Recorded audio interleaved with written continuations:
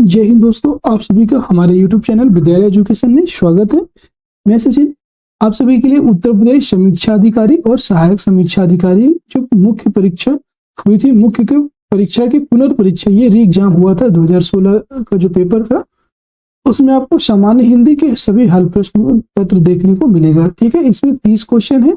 जो मुख्य परीक्षा होती है इसमें जो है 30 प्रश्न हिंदी के पूछे जाते हैं और ये इसकी पूरी विश्लेषण सहित व्याख्या हम आज करवाएंगे। ये परीक्षा हुई थी आपकी 22 दिसंबर 2020 को। ठीक है, तो चलिए शुरू करते हैं बिना किसी देरी के। और इस जो मुख्य परीक्षा है इसमें आपको बहुत ही इंपॉर्टेंट क्वेश्चन देखने को मिलेंगे। तो चलिए शुरू करते हैं बिना किसी देरी के। आपका पहला क्वेश्चन होगा, यहाँ पे देखिए हम पहला क्वेश्चन दिया हुआ है, निम्न में से कौन सा शब्द विशेषण है। इसमें तो नहीं कौन सा शब्द विशेषण है। तो ये जो है धर्म, जाति, चमकीला या धन, तो यहाँ पे विशेषता क्या है, चमकीला। तो चमकीला यहाँ पे विशेषण शब्द हो जाएगा। ठीक है, दिए गए शब्दों का विवरण निम्न अनुसार है। जैसे विशेष से क्या हो जाएगा, विशेष और विशेषण। धर्म का क्या हो जाएगा, धार्मिक विशेषण हो जाएगा। जाति का जातीय हो जाएगा। चमक का चमकीला, धन का धनी हो जाएगा। ये सभी विशेषण है।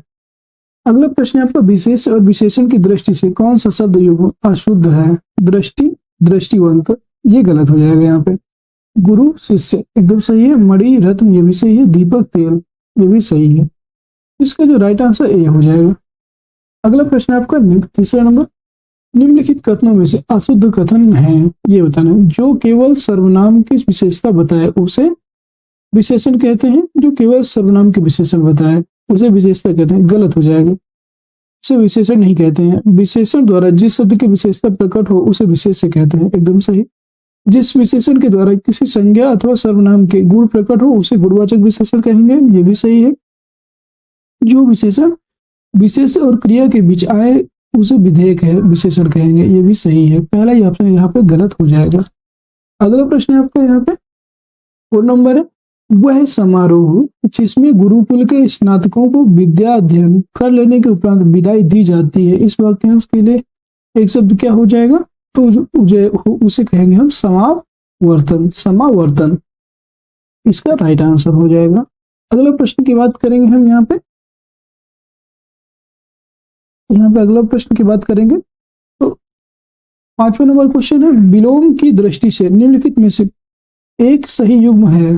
तांडव, मांडव, अनृत, रित, मुक्त, विमुक्त, विभावना, सद्भावना। एक सही युग्म की बात करना है तो यहाँ पे अनृत कर हो जाएगा रित, ये इसका सही है। बाकी तांडव का मांडव गलत है। मुक्त, विमुक्त, ये भी गलत है। अनृत का विलोम होता है रित। मुक्त का विलोम बंधा या बद्ध होता है। तांडव का विलोम लास्ट से होता है, जबकि विभावना का विलोम होता है विशेषो। अगला प्रश्न आपका यहाँ पे 6वां नंबर, निम्नलिखित में से विलोम का अशुद्ध युग्म कौन सा है। अनंत का हो जाएगा असीम। तो अनंत का जो है अंत का अनंत होता है, असीम नहीं होता है, तो ये इसका गलत हो जाएगा। कुशल, अकुशल, अधर्म, धर्म, ये भी सही है। जड़, चेतन, ये भी सही है। इसका पहला ही ऑप्शन सही हो जाएगा। अगला प्रश्न आपका 7वां नंबर क्वेश्चन है, विलोम की दृष्टि से शुद्ध युग्म कौन सा है, ये बताना है। विलोम की दृष्टि से शुद्ध युग्म कौन सा है, तो विराग, चिराग, संयुक्त, वियुक्त, सरस, अरस, आर्वचीन, समाचीन। शुद्ध युग्म की बात करेंगे तो यहाँ पे संयुक्त का हो जाएगा वियुक्त, यही इसका सही हो जाएगा। ठीक है, आर्वचीन का होता है प्राचीन, विराग का होता है राग, संयुक्त का पृथक, सरस का नीरस, आर्वचीन का प्राचीन, यहाँ पर दिए हुए हैं। अगला प्रश्न आपका 8वां नंबर है, निम्नलिखित वाक्यों में से एक वाक्य अशुद्ध है, बताना है कौन सा वाक्य इसमें अशुद्ध होगा। ये जो है, छात्रों ने पंडित नेहरू को अभिनंदन पत्र अर्पित किया, एकदम सही है। महादेवी ने सरस्वती को श्रद्धा सुमन अर्पित किया, ये भी सही है। रानी ने बुद्ध को अहिंसा भाव अर्पित किया, एकदम सही है।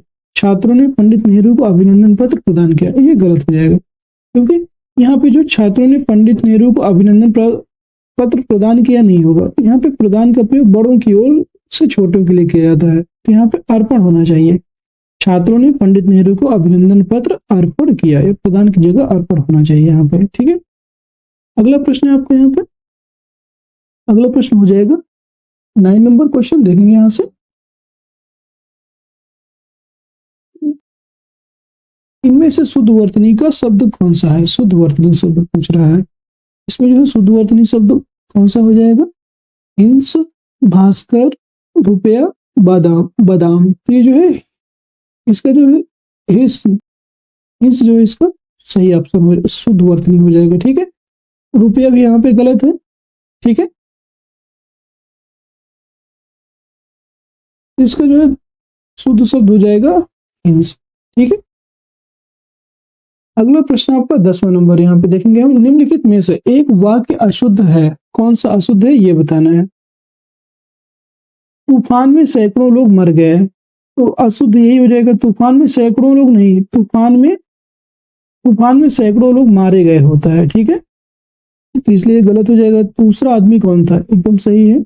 डॉक्टर ने अस्पताल का निरीक्षण किया, ये भी सही है। सड़क के दोनों ओर आलीशान इमारतें हैं, ये भी सही है। यहाँ पे पहला ही ऑप्शन यहाँ पे गलत हो जाएगा, ये अशुद्ध ऑप्शन हो जाएगा। ठीक है, नेक्स्ट क्वेश्चन है आपका 11 नंबर। जो तुरंत कोई युक्ति सोच ले उसे कहते हैं, तो तुरंत जो कोई युक्ति सोच लेता है उसे प्रत्युत्पन्नमति कहते हैं। प्रत्युत्पन्नमति, जो तुरंत कोई युक्ति सोच ले प्रत्युत्पन्नमति कहते हैं। जिसे सारी बातों का ज्ञान हो उसे हम कहेंगे सर्वज्ञ।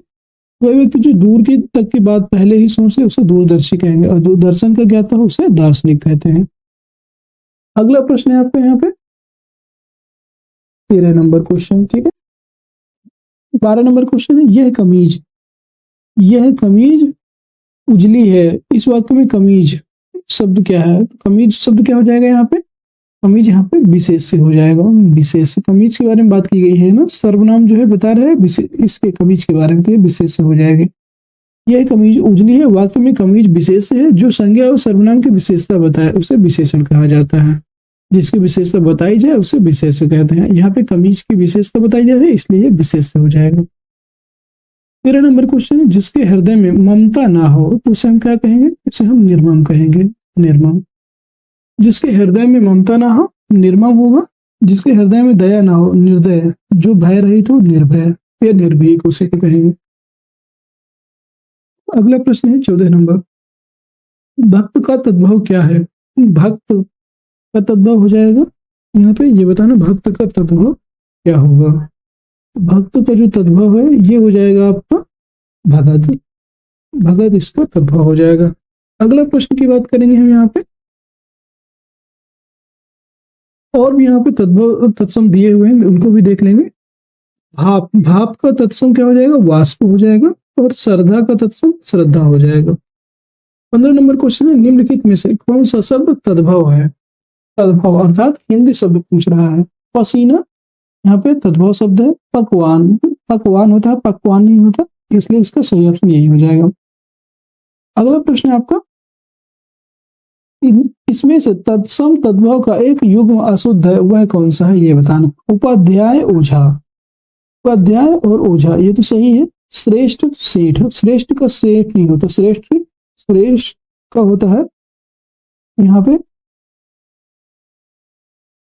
श्रेष्ठ का अलग हो जाएगा। सेठ का होता है यहाँ पे श्रेष्ठ ही होता है। सेठ का जो है श्रेष्ठ ही हो जाएगा यहाँ पे, तो इसलिए ये गलत हो जाएगा। अग्निष्ठ का अंगीठा हो जाएगा। आर्द्रक का अदरक, ये सभी सही है, बी ऑप्शन इसका गलत है।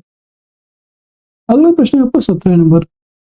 बाजार में बहुत घोड़े आए हैं, इस वाक्य में विशेषण की दृष्टि से इनमें बहुत शब्द क्या है? तो बहुत का मतलब हो जाएगा यहाँ पे अनिश्चित है, अनिश्चित परिमाण बोधक विशेषण, ये इसका राइट आंसर हो जाएगा।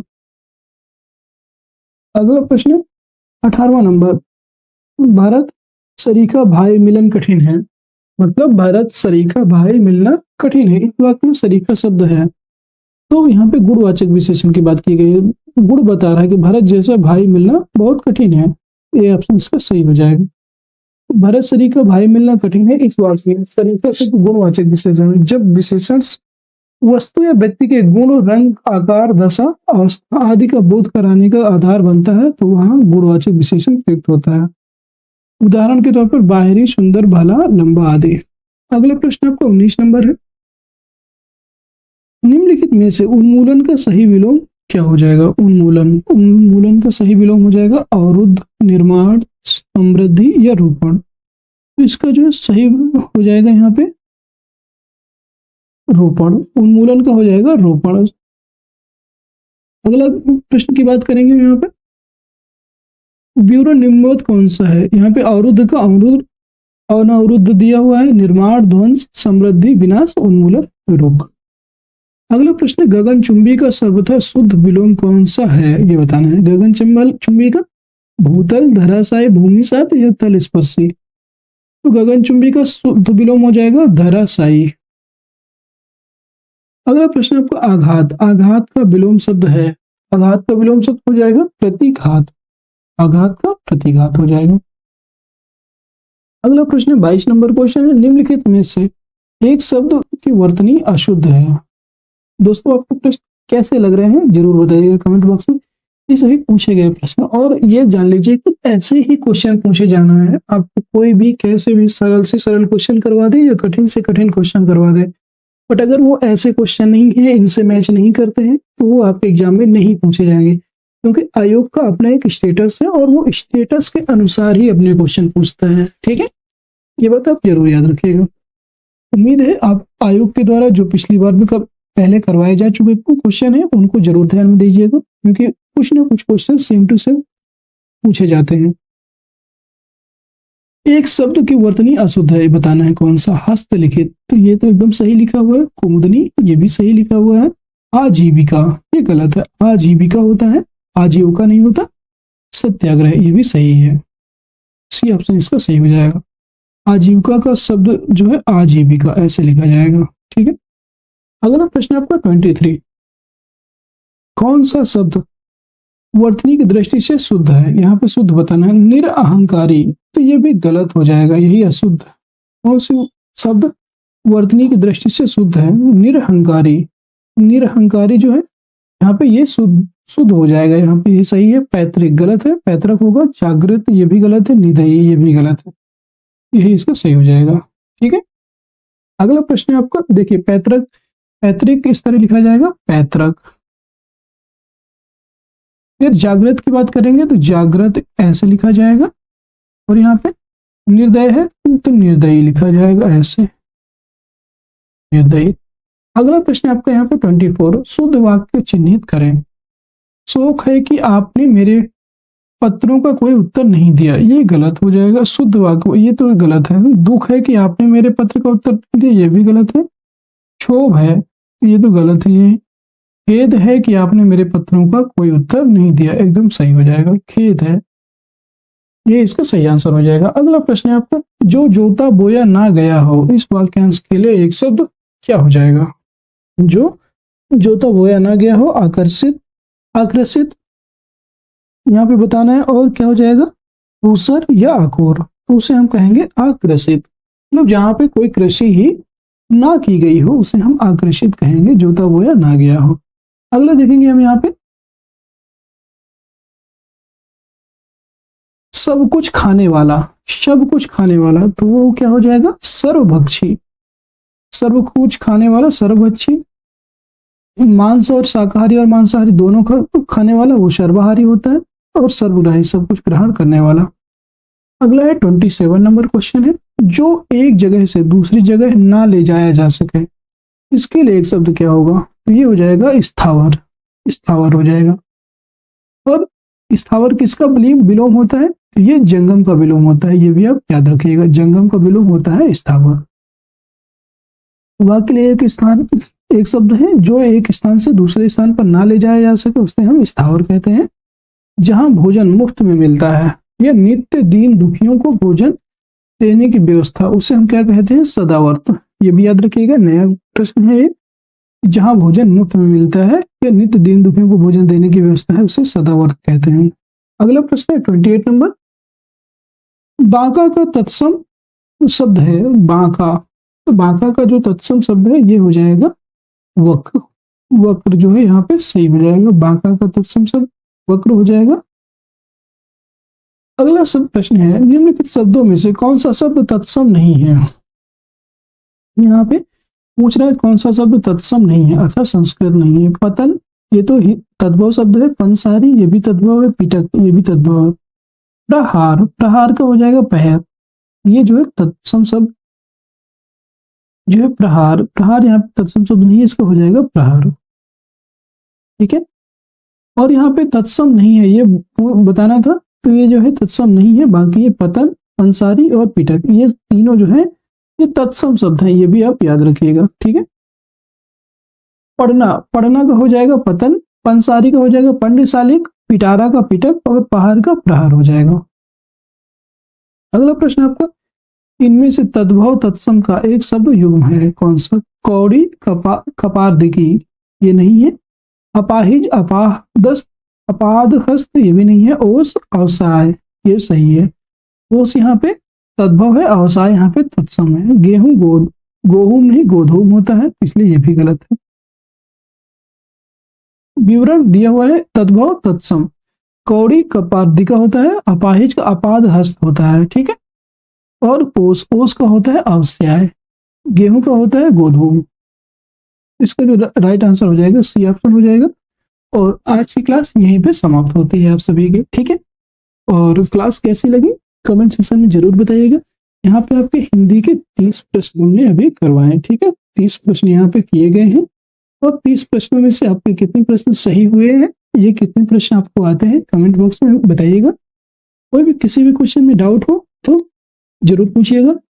और अगर आपको कोई भी डाउट रहता है अदर प्रश्नों को लेकर के या किसी क्लास को लेकर के, जरूर कमेंट सेक्शन में बताइएगा। और अगर आप चैनल में नए हैं तो चैनल को सब्सक्राइब जरूर करके रख लीजिए, जिससे कि जितने भी हमारे द्वारा आर ओ और जितनी भी क्लास है, जितने भी नई अभी वैकेंसी आने वाली है, उन सभी के लिए जो भी क्लास आएगी आप सभी को उसका नोटिफिकेशन मिल जाएगा।